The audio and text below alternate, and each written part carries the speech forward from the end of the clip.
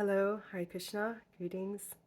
My name is Jvalamukhi, and this morning I got up early with the intention of commencing with a project that I have been meditating on for many, many years, and that is the writing or sharing of a book that I've been working on for about 13 years. And I am surprisingly emotional this morning thinking about actually doing it.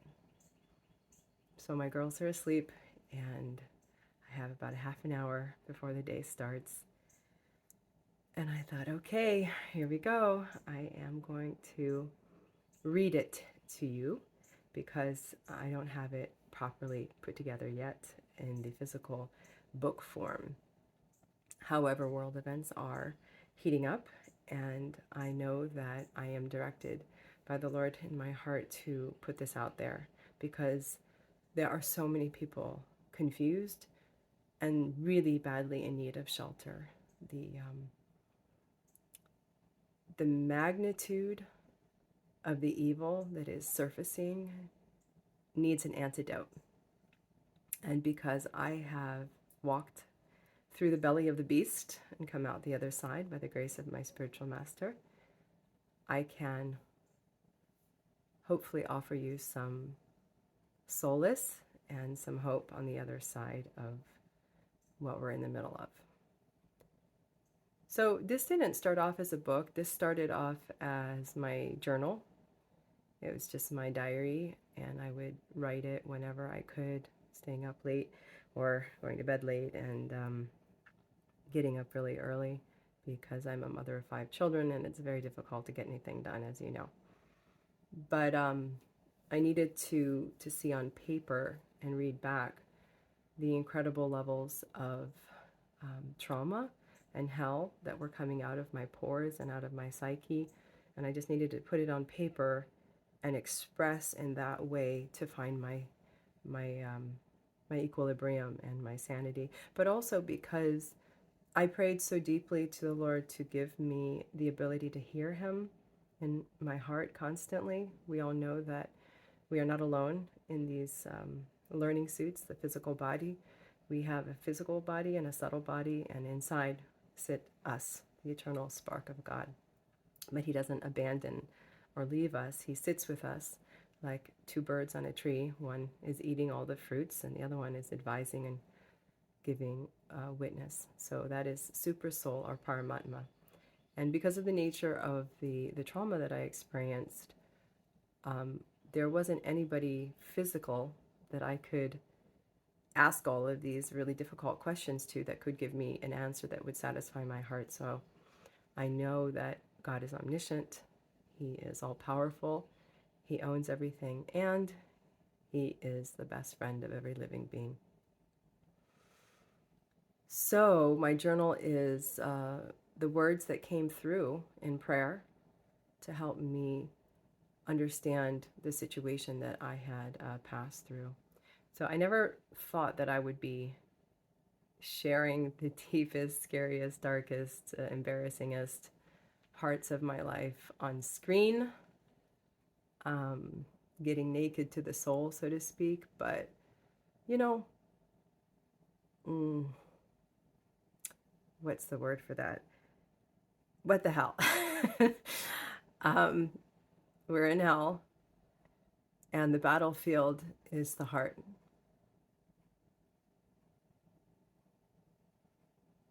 And the weapons are self-compassion and the mercy of the Lord. So I'm going to go there, and I'm going to demonstrate the Lord's kindness through all of it. And I hope that it will be of service to you. So this was just my journal. And one day I was talking to my husband, and he said, well, why don't you call your book My Hoo-Hoo and the Destiny of the Universe? And then we both burst out laughing. And the title stuck. So the title is My Hoo-Hoo and the Destiny of the Universe, And the subtitle is The Great Sinister Movement, the Golden Age, and the Fire Walk of a Hare Krishna Kid. That's me. I'm going to be reading passages of my journal, this book, and I'll make some commentaries here and there, and eventually, sooner than later, I hope to have it ready in printed form for you to have on your shelves. All right, here we go. Introduction. Write your book with compassion on yourself. These are the words that are coming, she said. My teacher held space for me as I wept, the rage moving out. She said that once a wise counselor had asked her, "If you feel so much rage, why are you crying?" I replied to my mentor, "Because I feel so much grief," I asked. "What do you do with an ocean of grief?" She replied, "Cry an ocean of tears." My grief is, who will hear? Who will hear? Who will hear? The ocean of mercy, Sri Krishna Caitanya Mahaprabhu, God himself incarnated only 500 years ago to teach us all how to come home. Now we have the science of love of Godhead by the unlimited kindness of the pure servant of the Lord, Srila Prabhupada, and yet who will hear? Who will hear? The Son of God, the great personality that the world knows as Lord Jesus Christ, could very well walk this earth in disguise right now as we speak, but who would recognize him? Who? If people really knew who he was and what he preached, they would be horrified and run the other way. Why? Because they would have to give up their nonsense, not just Christianize it, stick a comfortable label on sinful material activity. If that great personality were to show up in any church around the world and begin preaching the messages that they all proclaim to hold so dear, they would most likely throw that same spiritual master out based on material bodily considerations. Any honest Christian scholar can tell you that only 50 to 100 years after the departure of Christ, his teachings were all but unrecognizable. And now, 2,000 years later, like a bad game of telephone, you could say that some of the changes that happened were innocent. But how many were just innocent? Looking at the state of affairs, we know that there is a section of society that is very invested in you not knowing the truth, not the truth of yourself, not the truth of the world. All the histories have been changed, have not come down properly. And most of all, they don't want you to know on a very core level who God is and what your relationship is with him. And the same is now happening to His Divine Grace Srila Prabhupada. Only 40 years after his departure, the demons have done their work. Now the name and the shell of the organization that he formed to spread the teachings remain, ISKCON. But the heart has been seriously injured, poisoned by disguised agents of the Great Sinister Movement. And now misguided adherents follow the predicted Antichrist as their next Acharya. How lamentable. But this time we have books and recorded lectures, and even these, the cloaked demons are editing and trying to alter. The movement that Srila Prabhupada started in the Western world, ISKCON, the institution that taught me profound love and utter betrayal side by side, is now running under the guidance of serpents, the same ones that raped and tortured me and killed my peers. Yet who will believe me? Who wants to hear? In an age of hypocrisy, where there is so much suffering, most people just want feel-good spirituality and social religiosity. The truth is just way too hard. Who has the energy for that?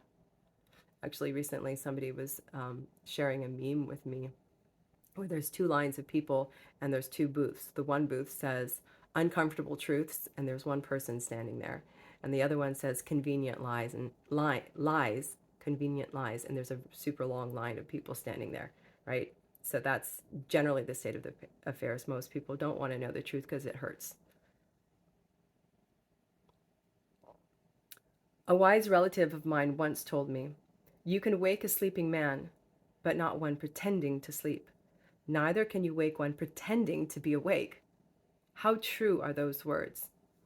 And what I meant by that is that sometimes, we've all heard that expression, you can't wake a person pretending to sleep. And that means they're in denial. But then there's people who pretend to be awake. That means they say, I'm God-fearing and I'm fearing and I'm rightly situated and I'm doing this and I'm doing that and I know. But do they? Do they actually know? Are they willing? Just because the philosophy contained in the teachings brought to us by our spiritual general, Srila Prabhupada, are far superior to any other religious system by comparative analysis, does not make us superior. In fact, since I've spoken up about my abusers, the present darling leaders in the organization, I've made the painful discovery of just how bigoted, in denial, brainwashed, and cult-like so many of the people who identify themselves as Hare Krishna devotees really are. Not so different from the religious zealots in other religions whom they so heartily criticize. So much for the 26 qualities of a Vaishnava. A stamp of approval from the powers that be is all that is needed to be recognized as saintly in this society. One more materialistic, dogmatic religion. You're either in or out. How's that for enlightened and non-sectarian? See no evil, speak no evil. Keep your head down and keep on going. Do your service, Prabhu. Don't be offensive. Good luck with all that, they say.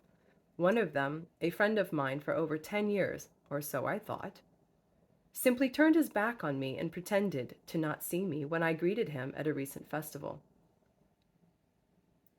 It was so funny. I was on the beach, and it was the Cart Festival or the Rath Yatra Festival, and there I am holding my baby, whom he hasn't seen.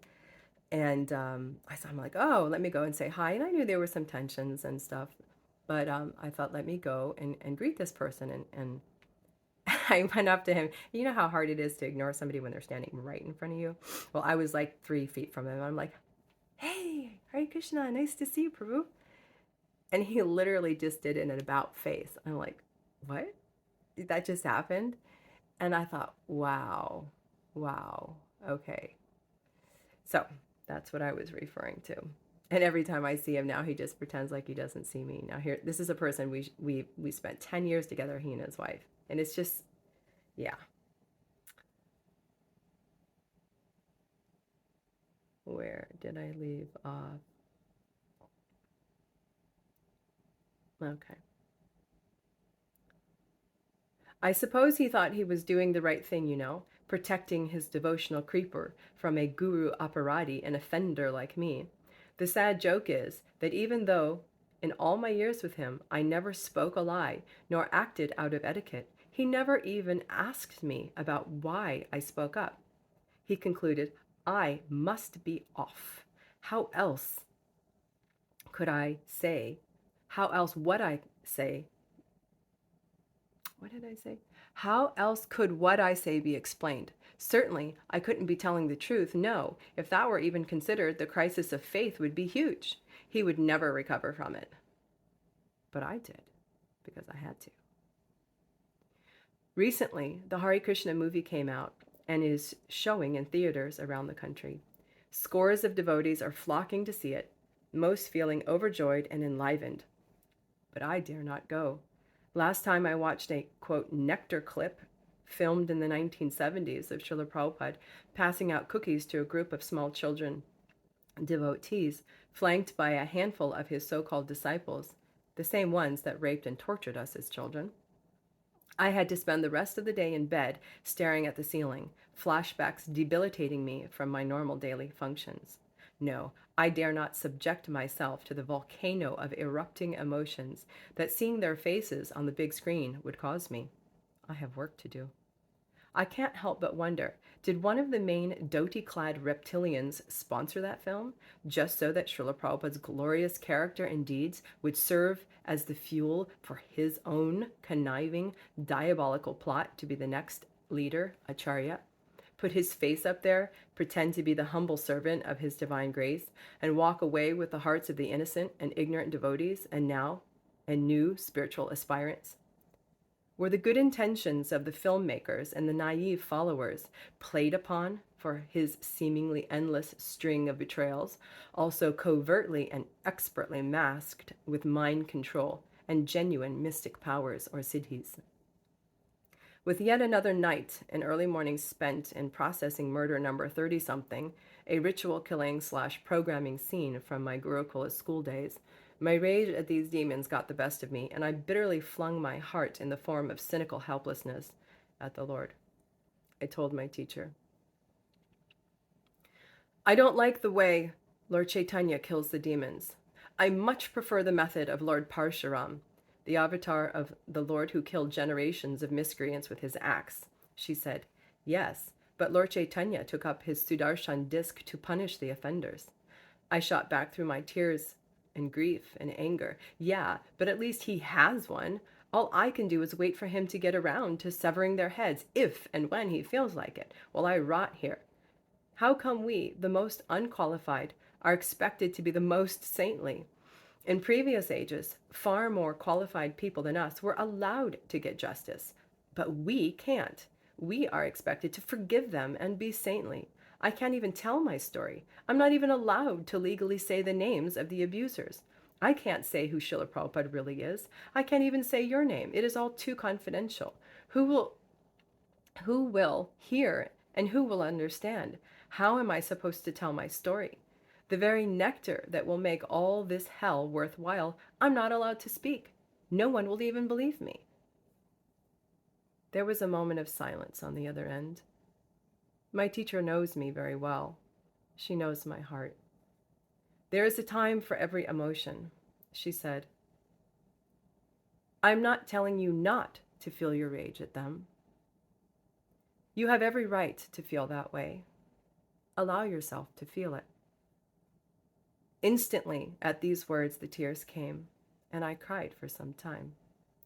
Even though I have my outbursts, I know I would be nowhere without the causeless mercy of Lord Sri Krishna Caitanya. I was a worse demon than all of them put together, and he saved me. And yet I am human after all. In this life, I did no wrong. I never lied. I never did evil deeds of my own accord. I know that everything happens in the perfect time, in his time. He is waiting for me to write this book and to tell my story. My fierce desire is to string these words and sentences together in such a way that they create an irresistible astra, a weapon to pierce the heart of illusion. I pray that my tongue be like a sharpened sword to cleave denial and darkness from the soul. I want to fatally wound the false egos of those envious souls who dare to defile Srila Prabhupada's movement. I have spent year after year in prayer for the Lord to purify my rage so that I may be useful in his hands. Hate the sin, not the sinner, the saying goes. When will they come to their senses? When will they be forced to look at themselves and the devastation of the worst kind that they have wrought? When will the Lord give me the longed, cherished satisfaction of using me as his instrument to sever the heads with the torchlight of compassionate truth? I guess he is waiting for me. My frustration is how to tell my story, how to tell the truth, a truth so confidential that I daily and half-jokingly say out loud to myself just to test my sanity. Maybe I've gone mad. And yet there it is, the undeniable truth, revealed in my heart, irrevocably from my Father's infinite wisdom. Who am I that such truths would be revealed to me, I ask. The answer comes, who are you not to hear? You have asked, now receive. Countless births I've passed, sometimes as an emperor, sometimes an insignificant housewife. But in all of them, I've sought the truth in my way, more often than not, covered by the veil of illusion, arrogant, convinced of my self-righteousness. But not in this life. No, in this life, by my Supreme Father's grace, I was pulverized into a deep state of suffering that brought introspection, which leads to humility. Cornered and helpless, I desperately called to the Lord again and again to speak to me. No one else could answer my questions. No one else would even believe me if I told them what I had passed through, that is, except for the perpetrators, the instruments of my learning and correction in this life. And they are still trying their level best to shut us all up, the second generation of the Hare Krishna kids, Srila Prabhupada's Vaikuntha children, the ones who came here to serve God. If we remember what they did to us, if we heal, and we take up our places in the world, all the demons' hard work of centuries of social engineering to plunge into the darkness, to plunge us all into the darkness, will be ruined. Let me read that again. If we remember what they did to us, if we heal and take up our places in this world, all of the demons' hard work of centuries of social engineering to plunge it into the darkness will be ruined. This glorious movement of Sri Krishna Caitanya will eradicate the darkness of false designations that are at the root of all suffering and all evil. The golden age is foretold. It is inevitable. Victory is assured. It will right itself. Believe it or not, the pen is mightier than the sword. Some will hear. Thank you for listening. I'll try to make more videos every day. Stay tuned.